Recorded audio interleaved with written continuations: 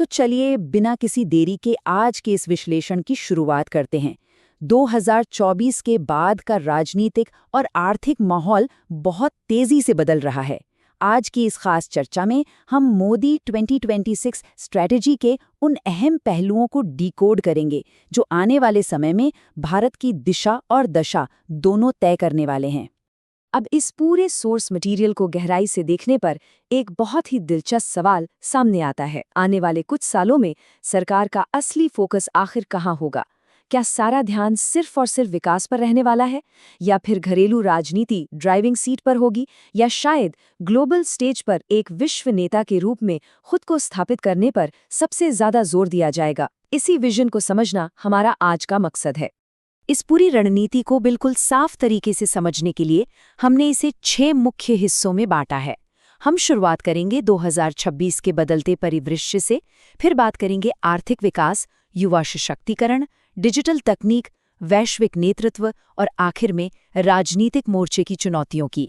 तो आइए अपने पहले पॉइंट से शुरुआत करते हैं, 2026 की ओर देखना और ये बदलता परिदृश्य। ये एक ऐसा समय होने वाला है जहां अर्थव्यवस्था, तकनीक और भारत की ग्लोबल पोजीशनिंग में एक साथ बड़े बदलाव आकार ले रहे होंगे। आगे बढ़ते हैं दूसरे पिलर की तरफ, जो इस पूरी रणनीति का सबसे मजबूत आधार है, आर्थिक विकास, जिसे सीधे तौर पर विकसित भारत विजन से जोड़ा गया है। विकसित भारत के इस विजन को हकीकत में बदलने के लिए मुख्य रूप से 3 क्षेत्रों पर सबसे ज्यादा फोकस है। पहला है मेक इन इंडिया 2.0, जिसका सीधा मकसद मैन्युफैक्चरिंग को एक बहुत बड़ा बूस्ट देना है। दूसरा है इंफ्रास्ट्रक्चर का अभूतपूर्व विस्तार, मतलब नए हाईवेज, रेलवे नेटवर्क और स्मार्ट सिटीज का जाल बिछाना। और तीसरा है डिजिटल इकोनॉमी की ग्रोथ। समझने वाली बात यह है कि ये सिर्फ कागजी बातें नहीं है, बल्कि इकोनॉमी का गियर बदलने वाले बड़े कदम हैं।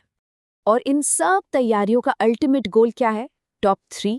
भारत इस वक्त दुनिया की सबसे तेजी से बढ़ती अर्थव्यवस्थाओं में से एक तो है ही, लेकिन 2026 की इस रणनीति का सीधा और स्पष्ट लक्ष्य है भारत को दुनिया की टॉप 3 इकोनॉमीज की लिस्ट में पूरी मजबूती के साथ लाकर खड़ा करना।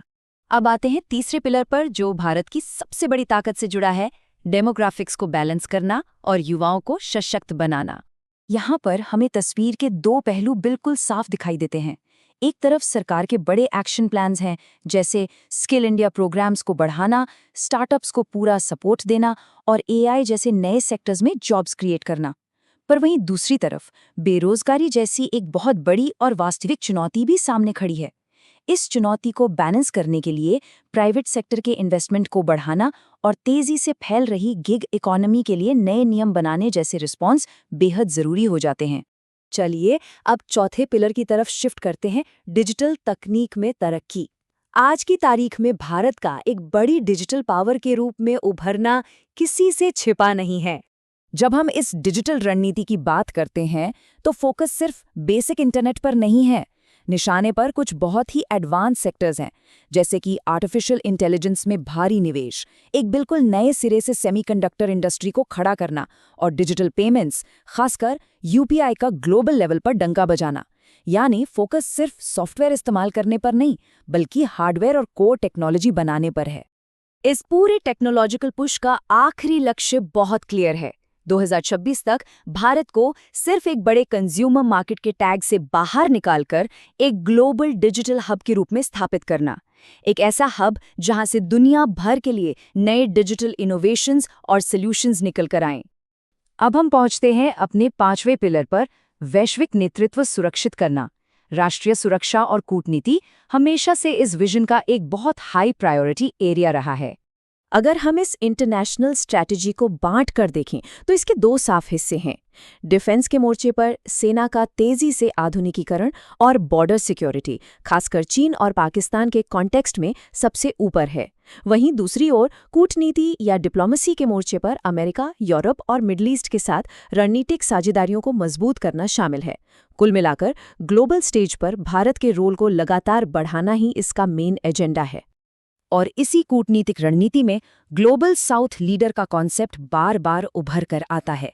आसान भाषा में समझें तो ये भारत को दुनिया भर के विकासशील देशों की सबसे प्रमुख आवाज और उनके अधिकारों के चैंपियन के रूप में स्थापित करने का एक बहुत ही रणनीतिक प्रयास है। फाइनली हम आते हैं अपने छठे और आखिरी पिलर पर, घरेलू मोर्चे पर राजनीतिक परिदृश्य को साधना। क्योंकि इन सब बड़े विजन को पूरा करने के लिए घरेलू राजनीति में स्थिरता होना भी उतना ही जरूरी है। सोर्स मटेरियल के एनालिसिस से पता चलता है कि घरेलू राजनीतिक मोर्चे पर 3 मुख्य फोकस हैं। पहला, एक बेहद मजबूत लीडरशिप की छवि को बरकरार रखना। दूसरा, वेलफेयर स्कीम्स यानी कल्याणकारी योजनाओं जैसे मुफ्त राशन, आवास और स्वास्थ्य सुविधाओं को बिना रुके चलाते रहना। और तीसरा, अपने क्षेत्रीय गठबंधनों को लगातार मजबूत करते रहना ताकि जमीनी पकड़ ढीली ना पड़े। लेकिन हमें इस राजनीतिक रणनीति को एक बड़ी सच्चाई के साथ रखकर देखना होगा। ग्राउंड रियलिटी ये है कि विपक्ष अब पहले से कहीं ज्यादा मजबूत और एकजुट नजर आ रहा है। इस रियलिटी के जवाब में जो स्ट्रैटेजी बन रही है, उसका पूरा जोर नैरेटिव को कंट्रोल करने और जमीनी स्तर पर लोगों से सीधा कनेक्शन बनाए रखने पर है। तो अगर हम इस पूरे विस्तृत विश्लेषण को एक साथ जोड़ें, तो इस स्ट्रैटेजी की सफलता 3 आपस में जुड़े हुए कदमों पर टिकी है। पहले आर्थिक विकास हासिल करना, फिर उस विकास से युवाओं को सशक्त बनाना, और फाइनली उस ताकत के दम पर वैश्विक नेतृत्व सुरक्षित करना। ये तीनों बिल्कुल एक चेन की तरह जुड़े हैं। एक कड़ी भी कमजोर पड़ी तो पूरी रणनीति पर असर पड़ेगा। हालांकि किसी भी बड़े विजन की तरह यहाँ भी रास्ते में कुछ स्पीड ब्रेकर्स हैं। रोजगार के नए मौके पैदा करना, महंगाई को कंट्रोल में रखना और एक मजबूत विपक्षी राजनीति को नेविगेट करना, ये वो असल चुनौतियां हैं जो तय करेंगी कि ये रणनीति कितनी सफल हो पाती है।